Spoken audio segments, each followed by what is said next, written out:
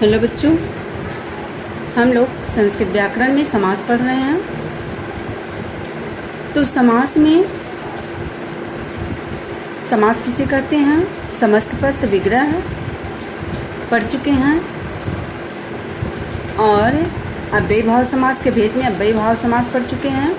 दूसरा समास हम लोग बहुव्रीहि समास पढ़ रहे हैं। तो बहुव्रीहि समास में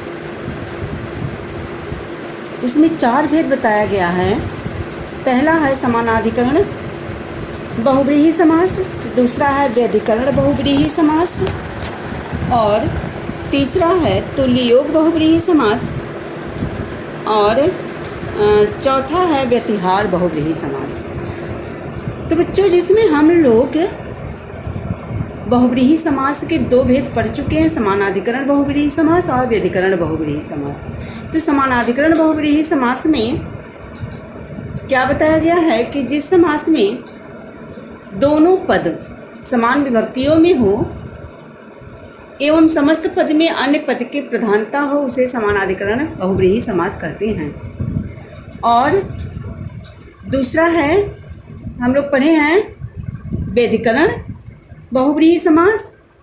तो इस समास में दोनों पद भिन्न भिन्न विभक्तियों के होते हैं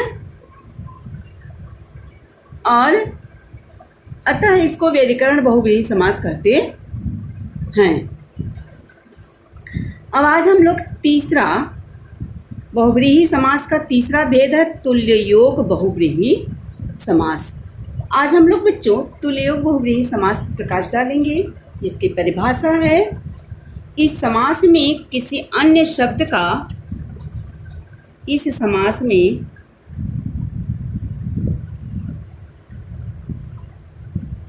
किसी अन्य शब्द का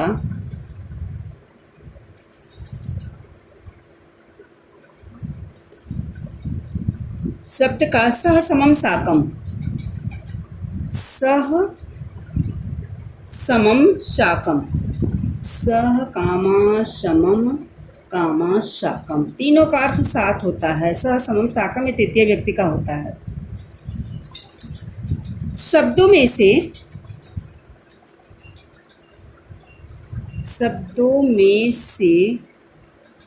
किसी एक शब्द के साथ, किन शब्दों में, सह समम साकम शब्दों में से किसी एक शब्द के साथ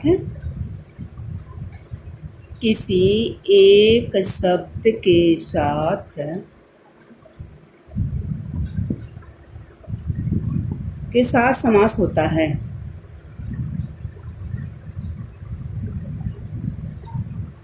समास होता है।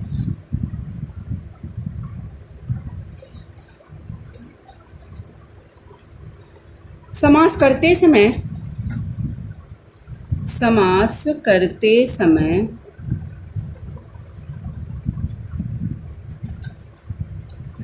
उक्त शब्दों का प्रयोग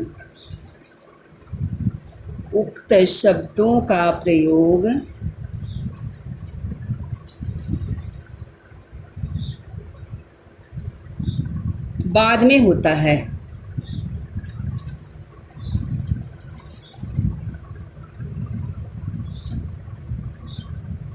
बाद में होता है।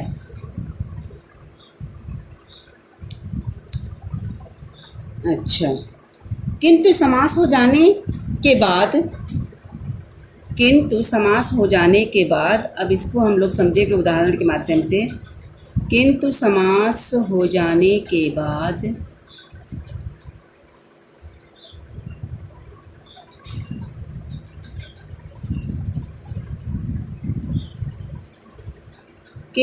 उक्त शब्द केवल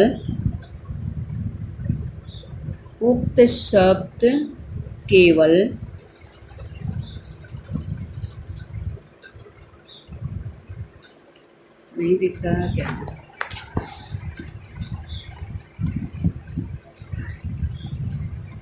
एक सेकंड।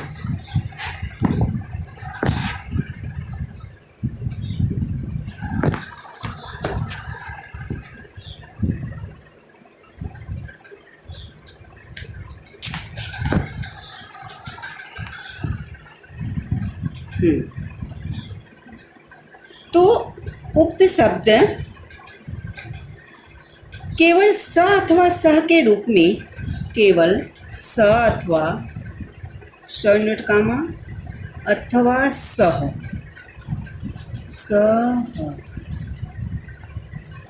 यूनिट कामा रहेगा के रूप में समस्त पद के आगे, के रूप में समस्त पद के आगे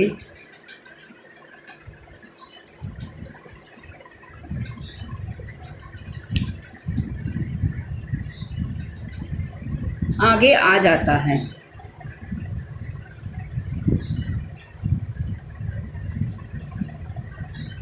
आ जाता है। बच्चों देखिए क्या परिभाषा करता है कि इस समास में किसी अन्य, जैसे दोनों समास हम लोग पढ़े हैं, दोनों दो पद होते हैं, दोनों पद में समानाधिकरण में समान विभक्ति होता है, दोनों पदों में व्यधिकरण में दोनों पदों में अलग विभक्ति होता है, जैसा कि उदाहरण से स्पष्ट रूप हम स्पष्ट कर दिए। यह समास क्या कहता है कि तुल्य योग बहुव्रीहि समास क्या कहता है कि इस समास में किसी अन्य शब्द का सह समम साकम, सह समम साकम यानी साथ होता है, तृतीय व्यक्ति का सूत्र है सह सकम साकम, तीनों का अर्थ एक ही है। शब्दों में से किसी एक शब्द के साथ समास होता है, इन तीनों शब्दों में से किसी एक शब्द के साथ आपका समास होता है। समास करते समय उक्त शब्दों का प्रयोग बाद में होता है, किंतु समास हो जाने के बाद उक्त शब्द स अथवा सह के रूप में समस्त पद के आगे आ जाता है, स और सह के रूप में, जैसा कि अब उदाहरण से स्पष्ट होगा। ऐसे हम जब उदाहरण लिख रहे हैं उससे चलिए देखिए स्पष्ट करते हैं। तो आप कॉलम बनाएंगे, समस्त पद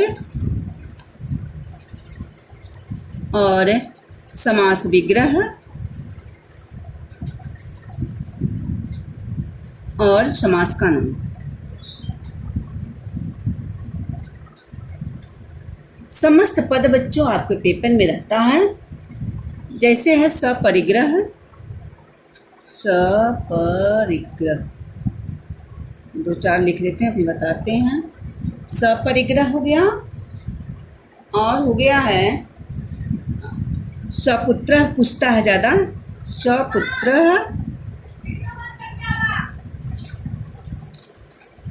और सकलम, सकलम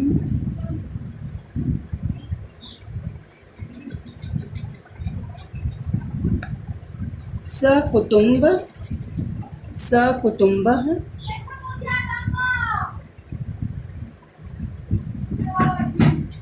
सहकुटुंबः, सानुजः, एक सेकेंड आ रहे हैं, सानुजः। ठीक है बच्चों, अभी हम बताते हैं। हाँ तो बच्चों जैसे मैं उदाहरण लिखी हूँ, सपरिग्रह, सपुत्रः, सकलम, सकुटुंबम, सकुटुंबः, सानुजः, सभार्यः, सकलम। यह हम उदाहरण लिखे हैं और देखिए क्या उदाहरण जो कह रहा है उस अनुसार परिभाषा है। ये परिभाषा क्या कहता है? ये कहता है कि उक्त शब्द समास करते समय उक्त शब्द का प्रयोग बाद में होता है। उक्त शब्द मतलब जो शब्द ऊपर कहा गया स समम साकम, शब्दों का प्रयोग कब होता है? बाद में होता है, किंतु समास हो जाने के बाद उक्त शब्द कौन? स समम साकम। यह पहले उक्त शब्द स अथवा सह के रूप में समस्त पद के आगे आ जाता है। यह समस्त पद के आगे आ जाता है, यह स के रूप में समस्त पद के आगे रहता है। जैसे देखिए सब में देखा है, सपरिग्रह, सपुत्र, सकलम, सकुटुंबम, सानुजम, सभार्यम, सकलम। तो सपरिग्रह का अर्थ क्या है? परिजनों के साथ, परिजनों के साथ। सह के योग में इसका प्रयोग होता है, सह समम साथ में तृतीय व्यक्ति सह समम साकम का प्रयोग होता है। तो इसका हम परिजन के साथ लिखेंगे। तो परिजन के साथ का जब हम विग्रह करेंगे तो क्या परिजन को तृतीय व्यक्ति में लिखेंगे? क्योंकि कहता है कि ये जो है यह बाद में आ जाता है, सह समम साकम यह बाद में जुड़ जाता है। तो हम पहले क्या करेंगे? परिजन के साथ, तो हम परिजन को तृतीया विभक्ति परिजन के साथ सह में तृतीया होता भी है, तो हम क्या लिखेंगे? परिग्रहेण। परिग्रहेण,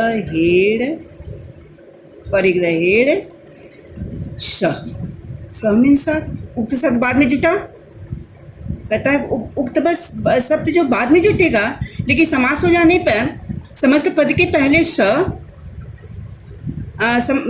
के रूप में समस्त पद के आगे आ जाता है। जैसे एक है सपुत्र है। सपुत्र का अर्थ क्या होगा बच्चों? पुत्र के साथ।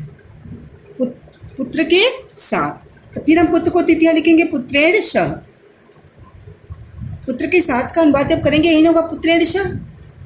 पुत्रेण में तृतीया व्यक्ति पुत्रेण सह। ये कौन सा बहुव्रीहि समास होगा? तुल्य योग बहुव्रीहि।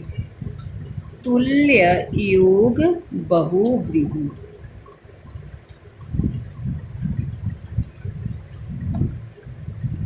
अगला है सकलम। सकलम यानी कलाओं से युक्त। सकलम यानी कलाओं से युक्त। तभी अब इसका विग्रह कलाओं से युक्त, कलाओं से परिपूर्ण, कलाओं से युक्त। कलाओं को हम तृतीया लिखेंगे, लेकिन बहुवचन लिखेंगे तो क्या लिखेंगे? कला भी हो जाएगा। तृतीया में क्या होगा? कला भी समम आ गया। समम सह समम साकम के साथ इसका होता है, तो कला भी समम ने कलाओं से युक्त। कौन सा समास है? तुल्य योग बहुव्रीहि समास। क्यों है? क्योंकि इसमें स समम साकम का प्रयोग हुआ है और समस्त पद के आगे स रखा हुआ है। सब समस्त पद के आगे स है, इसलिए इसकी पहचान यही है कि इसकी पहचान तुल्य योग बहुव्रीहि समास की यही पहचान है कि श और श के साथ ये शब्द बनता है। सकुटुंब है यानी कुटुंब के साथ है, तो क्या होगा? कुटुंबेन सह। परिवार के साथ, कुटुंब के साथ, तो कुटुंबेन सह।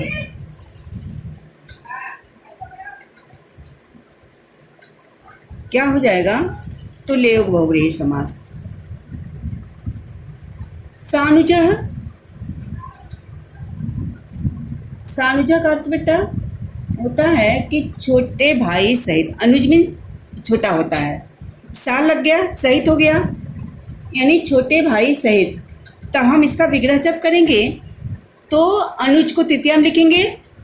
अनुज होता है छोटे भाई का, तो अनुजन क्या होगा? अनुजेन। अनुजेन, अनुजेन सहित, यह सब अनुजेन सह भी लिख सकते हैं। अनुजेन सह। अब इसे है सभार्य, पत्नी सहित। भार्या का जो है हिंदी क्या होता है? पत्नी होता है। तो हम भार्या को तृतीया में लिखेंगे। क्या लिखेंगे? तृतीया में। तो लिखेंगे भार्यया श। भार्यया श यानी पत्नी के साथ, स्त्री सहित। सहितम भी लिख सकते हैं, सा भी लिख सकते हैं। स्त्री सहित, छोटे भाई सहित, परिवार सहित, परिवार के साथ, कलाओं से युक्त, पुत्र के साथ।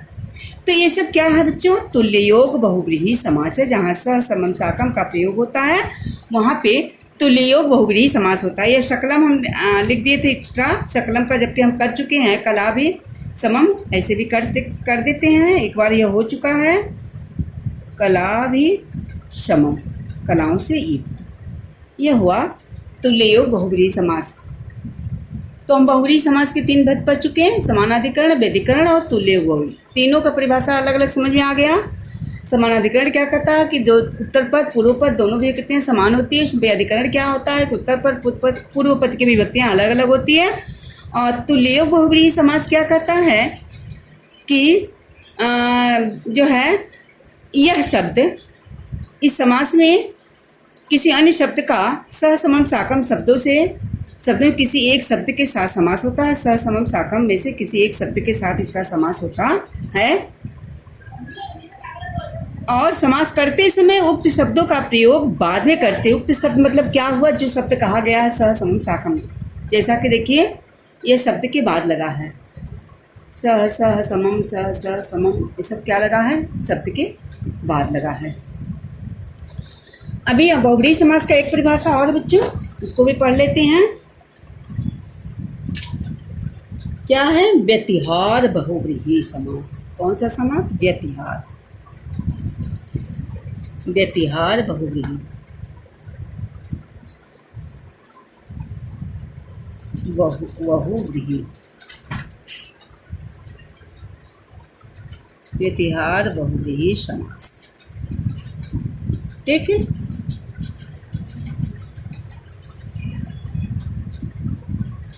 अब बच्चों अब देखिए, अब इसकी परिभाषा क्या है। यह व्यतिहार कहता है कि तृतीयांत, यानी शब्द के अंत में तृतीय व्यक्ति, तृतीयांत, तृतीयांत अथवा सप्तम्यंत होता है। सप्तम्यंत, सप्तम्यंत पदों से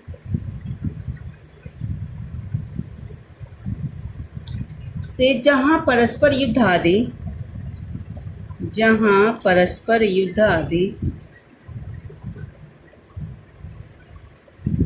युद्ध आदि दिख रहा कि नहीं जी, युद्ध आदि का वर्णन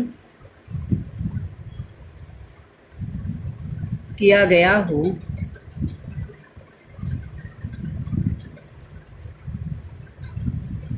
वहाँ व्यतिहार बहुब्रीहि समास का प्रयोग होता है। वहाँ व्यतिहार बहुब्रीहि समास का प्रयोग होता है।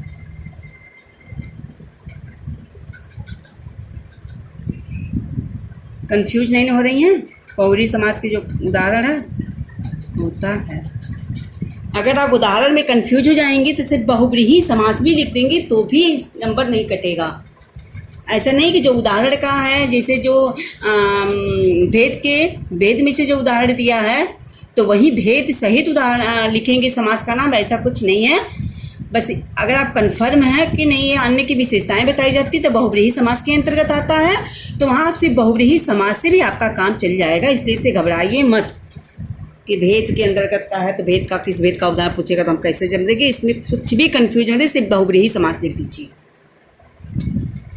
आपका एक भी नंबर नहीं कटेगा।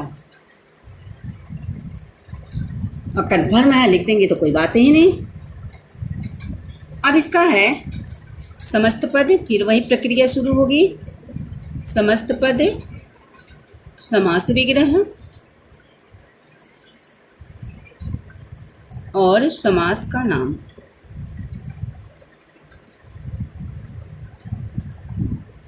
ठीक, अब समस्त पद में बच्चों है केशा केसी। देखिए युद्ध का वर्णन इसमें रहेगा, केशा केशी,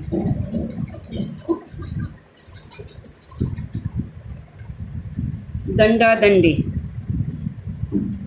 दंडा दंडी। इसके उदाहरण बहुत कम होते हैं।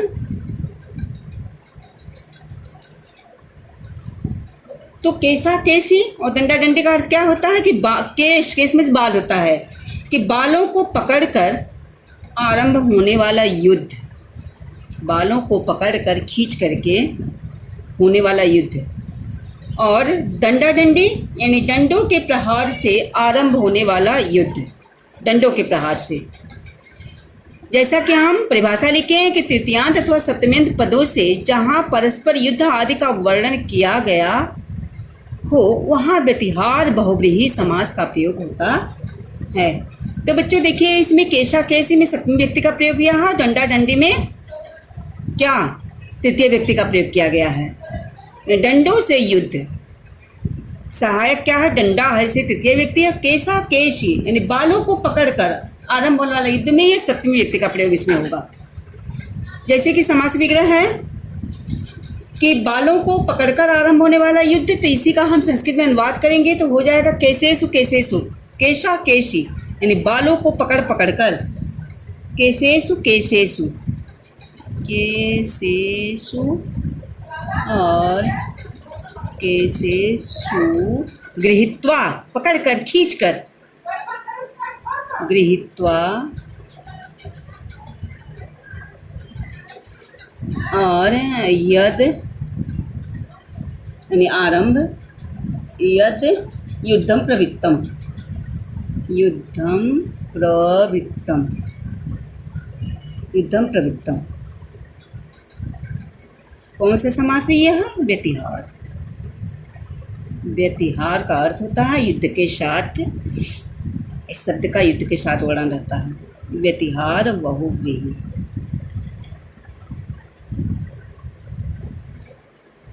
दंडा दंडी यानी डंडों के प्रहार से आरंभ होने वाला युद्ध, तो लिखेंगे डंडा को हम तृतीया में लिखेंगे, डंडों से, दंड ही तृतीय व्यक्ति बहुवचन होगा, तो इसका होगा बच्चों दंड ही, दोनों तृतीय व्यक्ति होगा, और दंड ही प्रहृत्य, प्रहृत्य यद, यद युद्धम प्रवृत्तम, प्रवृत्तम। कौन सा समास है?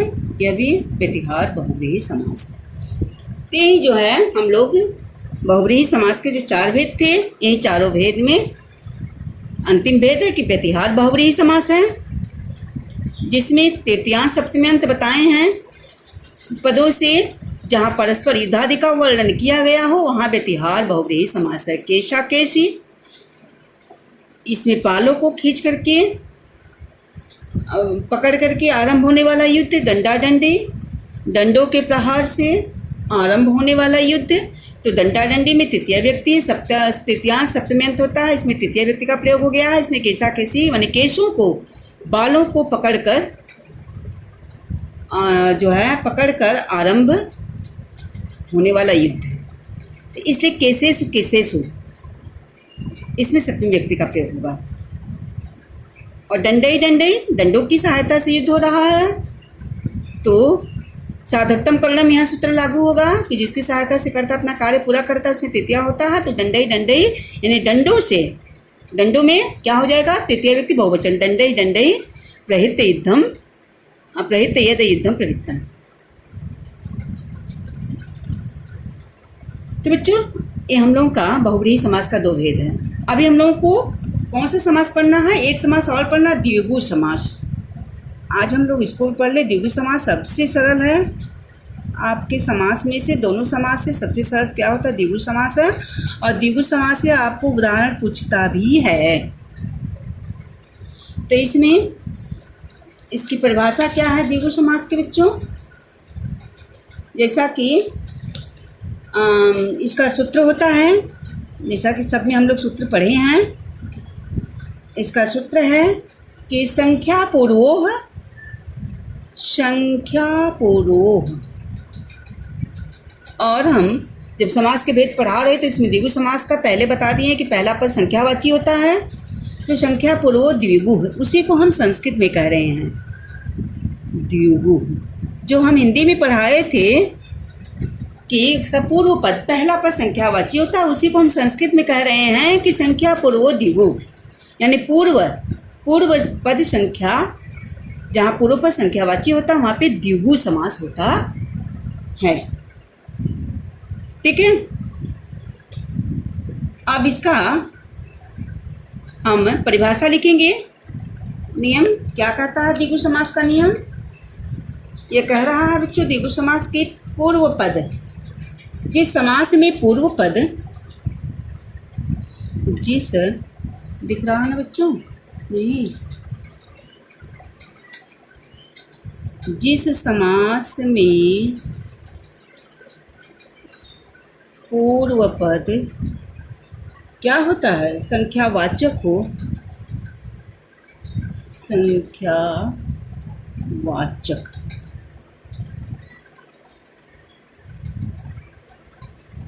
वाचक हो, वह द्विगु समास कहलाता है।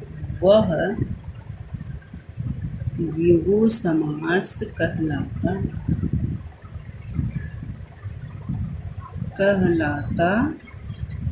है।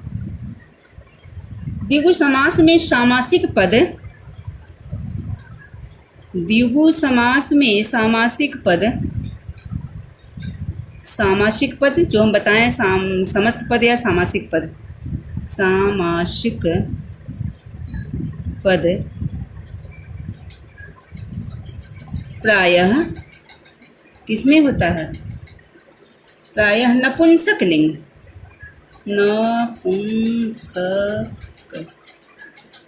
नपुंसक लिंग में होते हैं, नपुंसक लिंग में होते हैं। ये द्विगु समास का परिभाषा है कि जिस समास में पूर्व पद संख्यावाचक हो वह द्विगु समास कहलाता है। द्विगु समास में सामासिक पद प्रायः नपुंसक लिंग में होते हैं। सामासिक पद क्या है? जो समस्त पद होता है, जैसे त्रिभुवन चतुर्फलम, ये सामासिक पद है।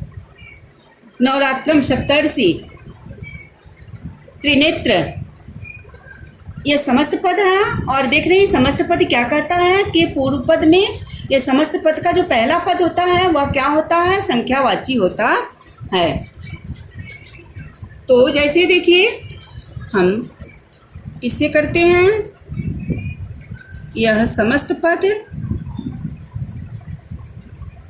विग्रह और समास का नाम, जैसा कि ये प्रक्रिया ऊपर से हम लोग देखते आ रहे हैं, समास का नाम और पढ़ते आ रहे हैं।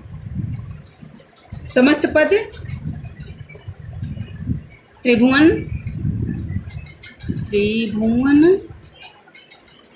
चतुर्फलम, दिख रहा है क्या? हाँ,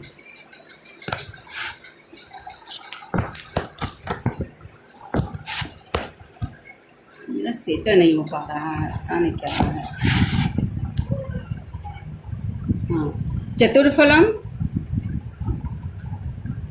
एक मिनट, चतुर्फलम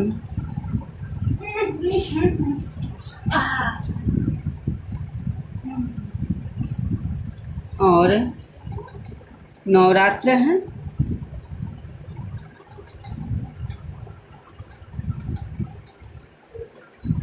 त्रिलोकी, पंचवटी। अब देख रहे हैं ना, सारा जो है पहला पद क्या है? संख्यावाची है। पंचपात्रम लिख लीजिए, पंचपात्रम, बस इतना उदाहरण काफ़ी है समझने के लिए। पंचपात्रम ये क्या कहता है बच्चों? पहले परिभाषा देखिए। परिभाषा कहता है कि जिस समास में पूर्व पद संख्यावाचक हो वह द्विगु समास कहलाता है। द्विगु समास में सामासिक पद जो प्रायः नपुंसक लिंग में होते हैं। अब देखिए जो परिभाषा कह रहा है क्या, इस तरह से जो उदाहरण हम लिखे हैं कि पूर्व पद संख्यावाची होता है। पहला देखिए, त्रि, चतुर, चार, नौ, रात्र, त्रि, तीन, पाँच, पंच, पाँच, पंचपात्रम, पाँच, और जिसे अष्टाध्यायी होता है, 8 अध्यायों का समूह। और दूसरी बात कह रहा है कि यह सामासिक पद प्रायः नपुंसक लिंग में होता है। देखिए, त्रिभुवन, चतुर्फलम, नवरात्रम, त्रिलोकी, पंचवटी, पंचपात्रम, ये क्या है? ये नपुंसक लिंग का रूप है। ये पहचान है, ये सब है। सबसे बड़ी पहचान यही है कि पहला पद संख्यावाची हो तो वहाँ पे द्विगु समास होता है। सबसे बड़ी पहचान यही है। तो चलिए, और इसका विग्रह जो है समास, जो समाहार में होता है, समूह में होता है। तो त्रिभुवन है, तो त्रिभुवन का कैसे करेंगे विग्रह? 3 भुवनों का समूह। तो लिखेंगे, क्या लिखेंगे? त्रयाणाम भुवनानाम समाहारः, त्रयाणाम भुवनानाम समाहारः। तो 3 भुवनों का समूह, त्रयाणाम द्विभुवनानाम समाहार मतलब समूह होता है, समाहार। यह कौन समास है बच्चों? द्विभु समास। ठीक। चतुर्फलम चतुर्णाम फलानाम समाहार। चार फलों का समूह, चार फलों का समूह। तो हम चार फलों का समूह जो हम हिंदी में बोल रहे हैं उसी को हम संस्कृत में बात कर रहे हैं। तो चार फलों का यानी चार फल को हम षष्ठी व्यक्ति बहुत फलों का के षष्ठी व्यक्ति का होता है चिन्ह। तो चार फलों का, तो चार फलों को हम किस में लिखेंगे? षष्ठी व्यक्ति में लिखेंगे, बहुवचन में लिखेंगे। तो होगा चतुर्णाम और फलानाम समाहार है। फलानाम समाहार कौन समास? द्विगु समास। नवरात्र, नवरात्रियों का समूह, नवरात्रियों का समूह। फिर हम नवरात्रि को षष्ठी में ही लिखेंगे। क्या लिखेंगे? नवानाम रात्राणाम समाहार है। नवानाम रात्राणाम समाहार, समाहार। त्रिलोकी, फिर वही नियम है, त्रयाणाम लोका नाम समाहार। तीन लोकों का समूह, त्रयाणाम लोका नाम समाहार, समाहार। ठीक बच्चों। पंचवटी, पांच वटों का समूह है। तो कैसे लिखेंगे? पंचानाम, पांच वटों को हम षष्ठी बहुवचन में लिख देंगे। पंचानाम, पंचानाम वटानाम समाहार, पांच वटों का समूह, द्विगु समास। पंचपात्रम, पंचानाम पात्राणाम समाहार। क्या होगा? पंचानाम पात्राणाम समाहार। पंचानाम और पात्राणाम समाहार। पात्राणाम, एक मिनट, पात्राणाम समाहार। ये बच्चों रहा आपका द्विगु समास। यही होता है द्विगु समास। जैसा कि हम परिभाषा लिखें उसी तरह से हम आपको उदाहरण के साथ आपको समझाए हैं कि द्विगु समास सबसे सरल होता है, जिसमें पूर्व पद संख्यावाची होता है और समस्त पद प्रायः नपुंसक लिंग में होते हैं। तो इस जो समासिक पद का जो अर्थ होता है उसी को हम संस्कृत में अनुवाद जब करते हैं तो वही विग्रह हो जाता है। और समाहार जो है समूह, समूह का संस्कृत में समाहार बोलते हैं, यानी ये समूहवाचक होगा, ये समूह में ही होगा। ठीक है ना। तो आज हम लोगों का बच्चों जो समास था, आपके जो सिलेबस में जो समास था, जिसमें अव्ययभाव समास, बहुव्रीहि समास, द्विगु समास, आज हम लोगों का पठन पाठन यहीं पे समाप्त होता है। और समास भी हम लोग पढ़ चुके हैं। अब कल से हम लोग पढ़ेंगे कारक और विभक्ति। ठीक है। फिर कॉपी में इसको लिखिएगा।